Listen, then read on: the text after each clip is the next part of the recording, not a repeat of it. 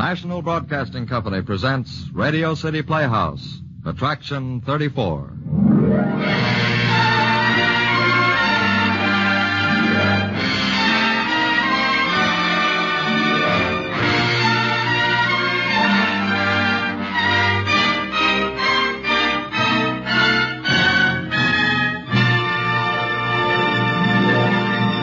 Tonight, we bring you a story with an unusual twist. A story by Agatha Christie titled Witness for the Prosecution. Our featured players include Arnold Moss as Mr. Mayhern, the lawyer, David Gothard as Leonard Bowl, the accused, and Lottie Stavisky as Romaine, the witness for the prosecution. In this, Attraction 34 on Radio City Playhouse.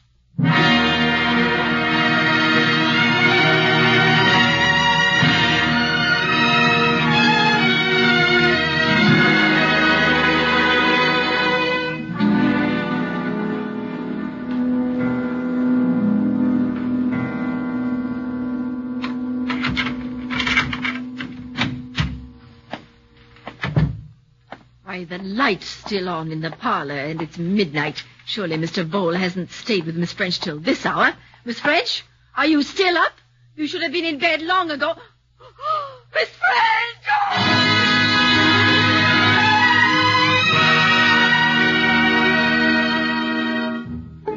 Read all about it. Hatchet murder committed in Hillsdale. Police arrest Leonard Bowl as suspect.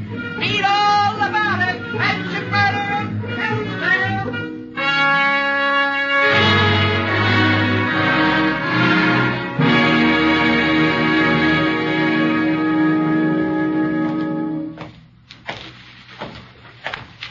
His cell's right here, Mr. Mayhern. Thank you.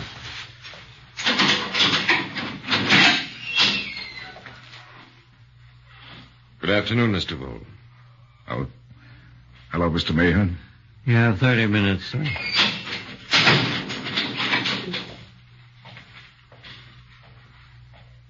I've come to talk with you. Mr. Bowl. Yes. Sorry, Mr. Mayhern. I just can't seem to realize yet I'm charged with murder. Murder? Such a horrible crime, too. It looks bad for me, doesn't it? It does look kind of black. But Mr. Bowl, we're going to make a determined effort to get you off. You think I'm guilty, don't you? I know you do. But I swear I'm not. I didn't do it, Mr. Mayhern. I didn't do it. Very well, then I'll accept your assurance. But I must know the worst. I must know just how damaging the case against you is likely to be.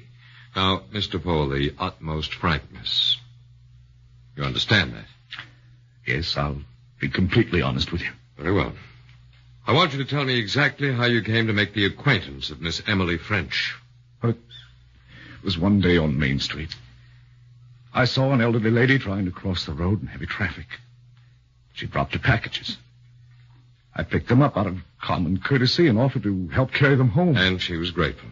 Yes. Mm-hmm. Of course, she was dressed so poorly, I had no idea she'd turn out to be as wealthy as she was. But you did find out. Now, the first aim of the prosecution will be to establish that you were low financially at that particular moment. You were, weren't you? Yes, I've been having a lot of bad luck. Yes, of course. Now, remember, I'm looking at this from the point of view of the prosecution.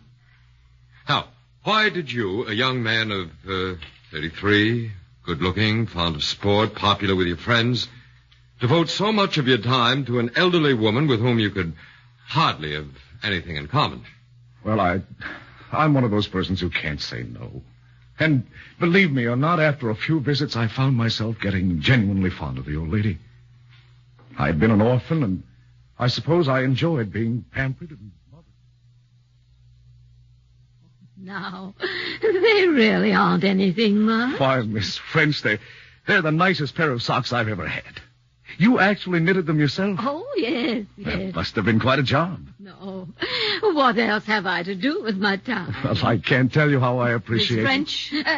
Yes, Janet. It's almost 10 o'clock. Well, don't you think you should retire? Now, Janet, stop worrying about me. But it isn't good for you to stay up late. Now, Janet, you go on to bed. Mr. Bowl and I have a few things to discuss. I'll stay up until you're ready to retire, Miss French. Oh. I don't think Janet likes me, Miss French. Janet's been with me for almost 30 years. She's become very attached to me. I suppose she may be a bit jealous of you. Of me? Yes. She knows how fond I am of you. And I am, you know. Why, you seem like an adopted son to me. You're very kind. But I mustn't keep you up any longer. Oh, no, don't go. There really is something I want to talk to you about. Something very, very important. It was then she asked me to look after her business affairs. Mm-hmm. She understood very little about money matters and was worried over some investments. Now, wait a minute, Mr. Vole. Janet Mackenzie says her mistress was a good businesswoman, and that's substantiated by the testimony of her bankers. I can't help that. It's what she told me. And I swear to you that my dealings were all perfectly fair and above board. The prosecution can't get hold of a thing on that score. Well, you relieve my mind very much. I pay you the compliment of believing that you're far too clever to lie to me on such an important point. Of course, whether the jury will take that view is another matter. I've been completely truthful, Mr. Mayhern. Well, now, there's one more question. Did Miss French know that you were married? Oh, yes. Did you ever take your wife to see her?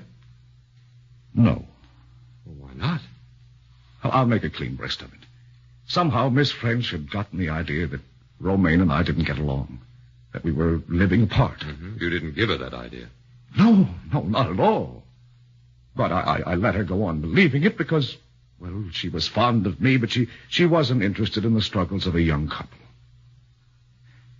Mr. Mayhern, I wanted to borrow some money from Miss French for Romaine's sake more than for mine. Did you borrow it? I never had a chance to. Surely that's the strongest point in my favor. I wanted to borrow money from her. But her death ruined that completely. Well, aren't you aware, Mr. Vole, that Miss French left a will in which you are the principal beneficiary? What? Good Lord, what are you saying? She left me her money? You pretend to know nothing of this will? Pretend? There's no pretense about it. I certainly hope we can prove that. Now I'm beginning to see how things stand. They'll say I got her to make a will leaving me her money. Then I went there that night when there was no one in the house. You're wrong about there being no one in the house. How's that? Now, you see, it was Janet's night out, but she returned for a few minutes about 9:30 to get some kind of a blouse pattern she'd promised a friend. She used the back stairway, but she swears she heard voices in the parlor. And that one was Miss French's, and one was a man's. At 9:30. 9:30? But then I'm saved. What do you mean? I was home again by 9:30. My wife can prove that. Your wife? Yes. I left Miss French about 5 minutes to 9 and arrived home about 9:20. Thank heaven for Janet Mackenzie's blouse pattern. Mr. Vole, was there anyone else who saw you come home at that time to substantiate your wife's testimony? No, but it's lucky for me Romaine was there. In fact, it appears to be the only thing in our favor at the moment. Well, goodbye, Mr. Vole. May I say that I believe in your innocence in spite of the many facts against you, and I hope to prove it and vindicate you completely.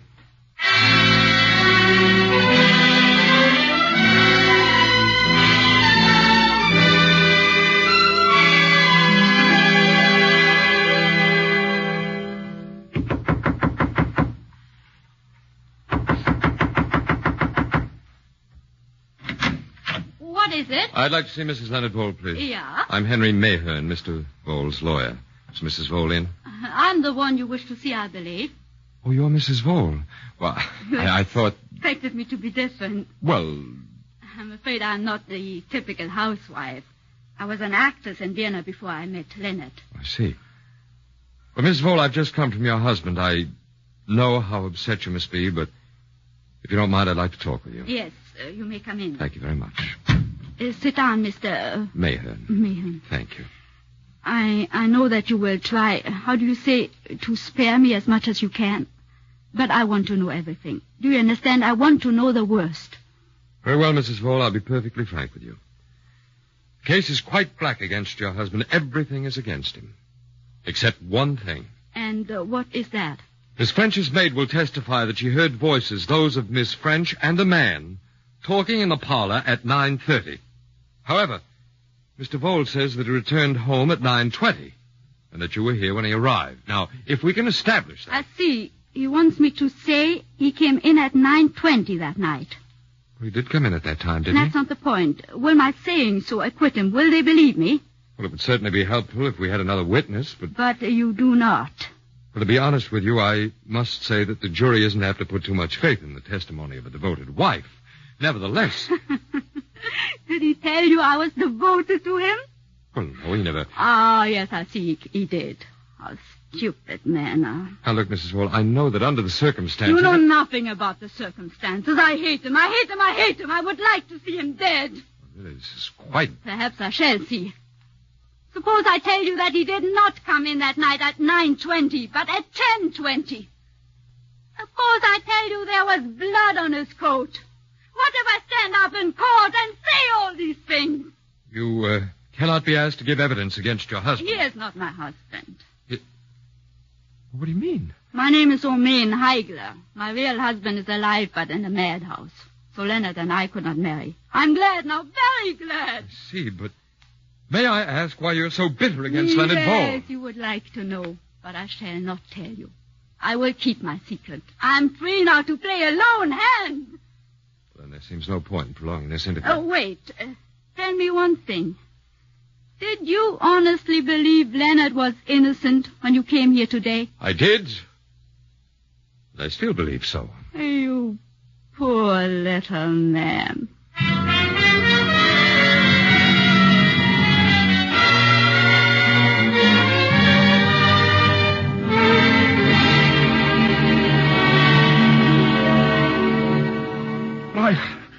I don't understand her attitude, Mr. Mayhew. I can't explain it. You've given me the shock of my life. I must say it's extraordinary, the whole thing. An extraordinary woman.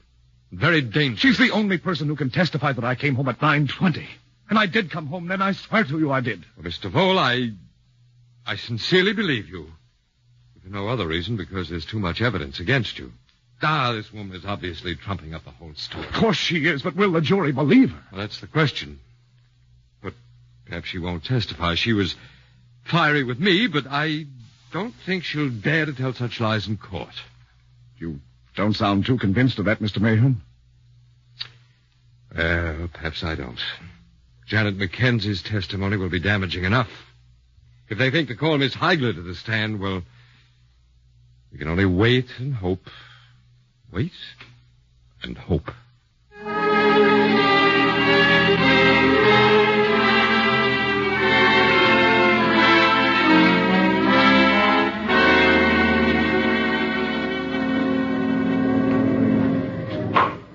Order in the court.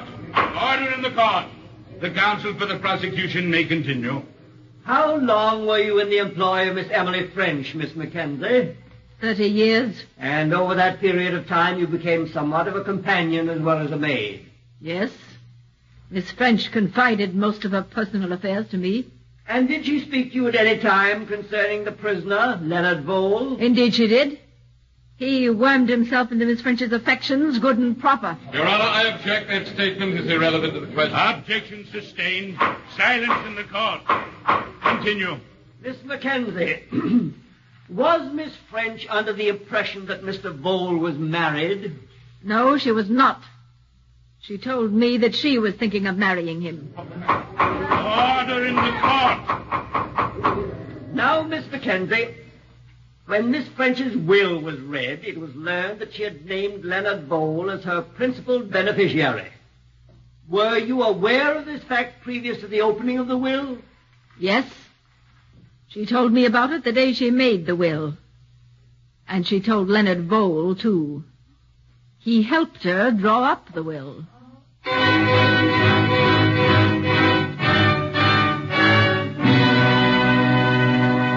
Cross-examination. Very well, Miss Mackenzie, you may step down. Will the state proceed to call its next witness?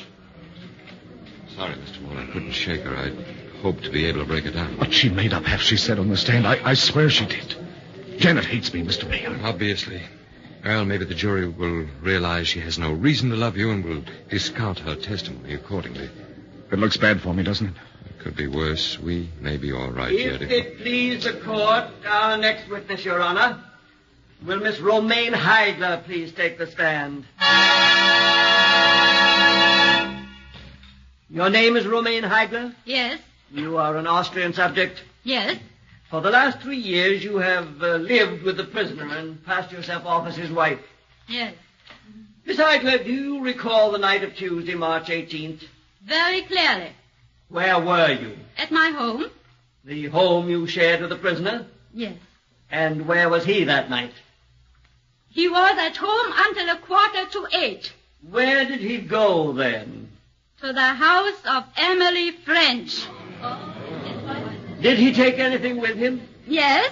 He took a pair of gloves and a hatchet. No, I deny that. Silence! Silence! I will have no emotional outbursts.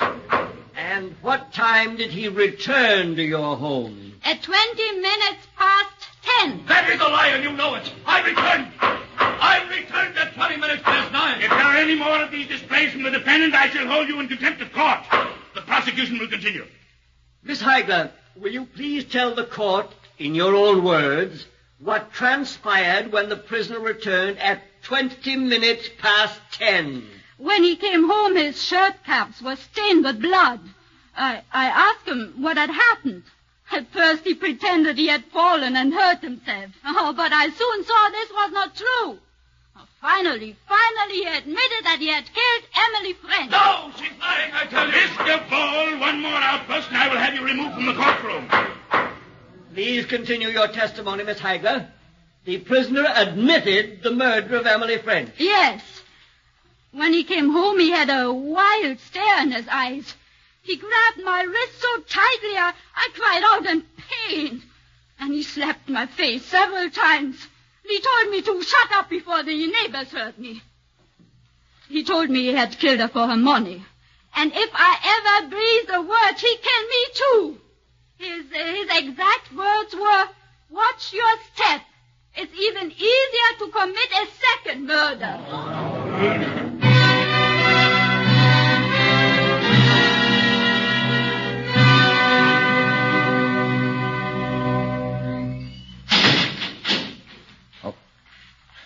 Mr. Mayhew, I didn't expect to see you again this evening. Well, I came because a rather strange thing has happened. When I reached my apartment, I found this letter. It's signed by a Mrs. Bendowski. You ever hear of her?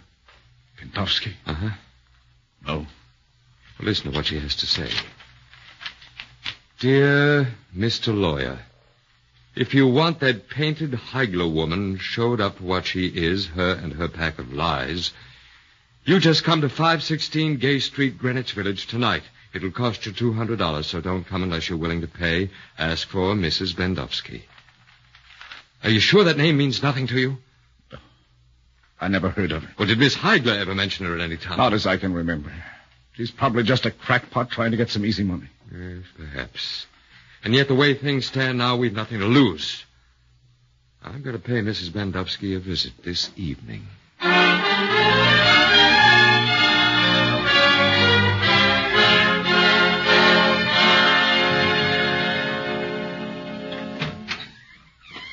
Mrs. Bendowski? So it is you, dearie. Nobody with you, is there? Oh, no, I'm alone. Good. I don't go in for playing tricks, nor for people who play them. Come in. You'll have to forgive the looks of my room. I don't exactly live in what you would call the lap of luxury. Didn't no one ever tell you it ain't polite to stare, Mr. Mayhew? A proper sort of gentleman like you two? Well, excuse me, you are wondering why I hide my beauty behind this veil, Well, I will give you a little peep. Oh, no. So, you are anxious not to kiss my scarlet face, huh? Well, I don't wonder. And yet, would you believe now, I was a pretty girl once. Even you might have taken a shine to me. Look. And it is all her fault, you understand, that she is the cause of this. She took the only man I have ever loved away from me. Yes, her. When I went after Max, yes, and I was after her too. He threw vitriol in my face. Vitriol! Have you ever thought what it would be like to have your face burned off of you? And she laughed. I have had it in for her ever since. And now Tell at me, last... what is this information you say But you what have? about the money? It's your duty to give information. You can be called on to do so. Oh, no. You hand me 200, and perhaps I can give you a hint or two. Huh? What kind of a hint? Well, what would you say to a letter? A letter from her. Never mind how I got hold of it. That is my business. It will do the trick. But the money... I have the money. Here. I'll put it on the table. Uh-huh. No, don't touch it. Let me see your evidence first. Oh, here we are. A whole bundle of letters in her handwriting. It is the first letter you want. That will do the trick. Just you read it.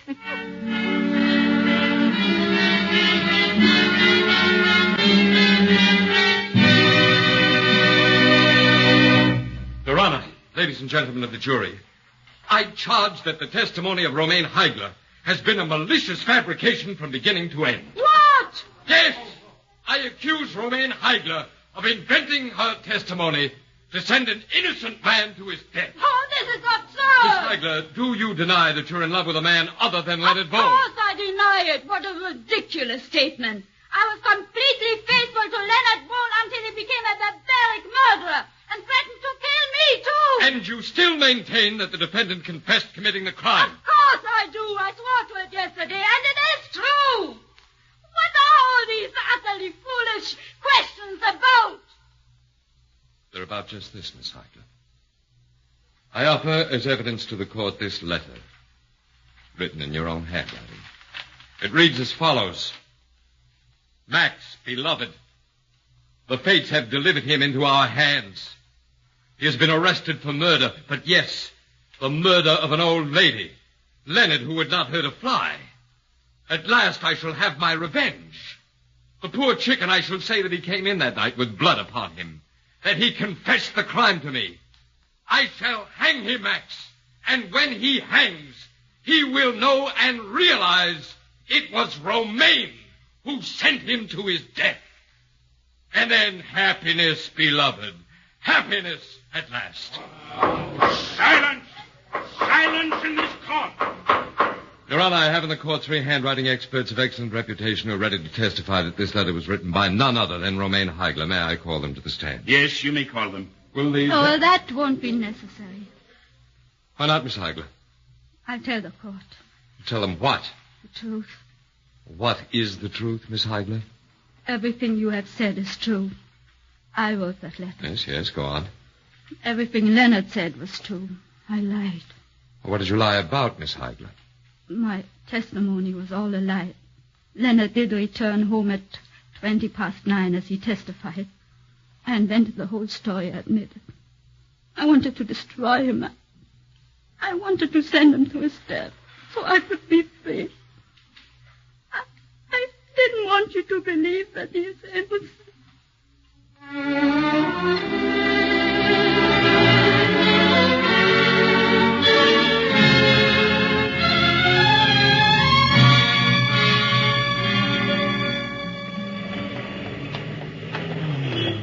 Fresh air. Can I really believe it, Mr. Mayor?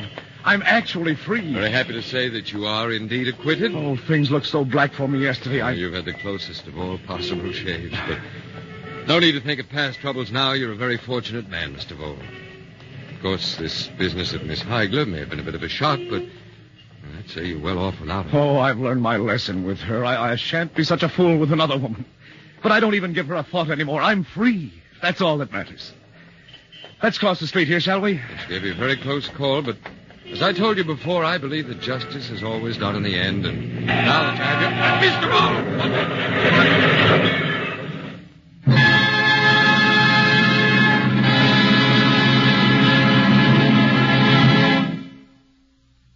Oh, yes, Mr. Mayhern. You defended Mr. Vole, didn't you? Yes, I did. Come this way. He's in this room on the left. Tragic, wasn't it? His untimely death. Yes, he had everything to live for. It's ironic, really, to escape death so narrowly in the courtroom, only to walk outside and meet it in the street. Fate just had it in for him, I guess. Many people see him? Oh, there have been, but they've most all gone now. I think there's only one left, a relative of some sort. in there, mister. Thank you. Pardon me, I hope you won't think that I'm intruding. No. Come in, Mr. Mayor. Miss Heigler. Yes. I didn't recognize you in that veil. Go on. You did not expect me to find me here. No, quite frankly, I didn't, but then... Go on, say it. Well, after what's happened, I suppose nothing you do should surprise me.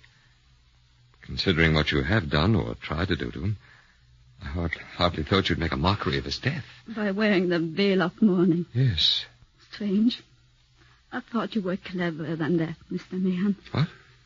It's not the first time you have failed to see through a veil. What are you talking about? The woman in Gay Street. Do you remember? Well, yet... Miss Heigler. You never guessed that I was Mrs. Bendowski. But that's impossible. No. Have you forgotten I was an actor? Well, yes, I know, but... I mean, her face... That was easy enough. The light in the room was too bad for you to see through the veil and know it was only makeup. But why? Why did I play a lone hand? Because I loved him. Because I had to save him. But why such an elaborate comedy as that? Why didn't you simply testify in his favor? No, the evidence of a woman devoted to him would not have been enough. You hinted as much yourself. They would not have believed me. Perhaps, but... But if I testified falsely against him, and you forced a confession from me that it was all a lie, then I would be damned in the eyes of the law, and the jury would feel bound to acquit him. And, the bundle of letters? I wrote them all myself. What about the man called Max? He never existed. I see. Well, I'm afraid I misjudged you, Miss Heigler, but I still think we could have got him off by the normal procedure. I dared not risk it. You had no evidence to prove Leonard's innocence. You merely believed it. And you knew it. I see. My dear Mr. Mahan, you do not see it at all. On the contrary, I knew he was guilty.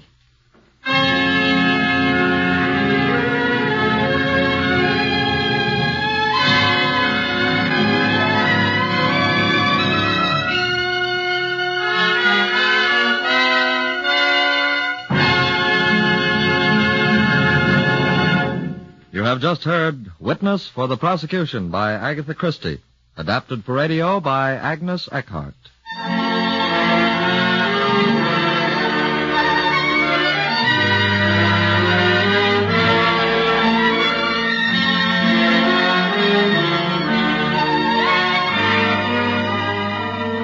In tonight's play, Arnold Moss was heard as Mr. Mayhern, Lottie Stavisky as Romaine Heigler, and David Gothard as Leonard Vole. Other players included Hester Sundergaard, Ethel Browning, Edgar Staley, Arnold Robertson, and Frank Milano. Music was composed and conducted by Dr. Roy Shield. Radio City Playhouse is supervised for the National Broadcasting Company by Richard P. McDonough. Next week, you'll hear another exciting play, Thomas Burke's classic, The Hands of Mr. Ottermole. Attraction 35 on Radio City Playhouse.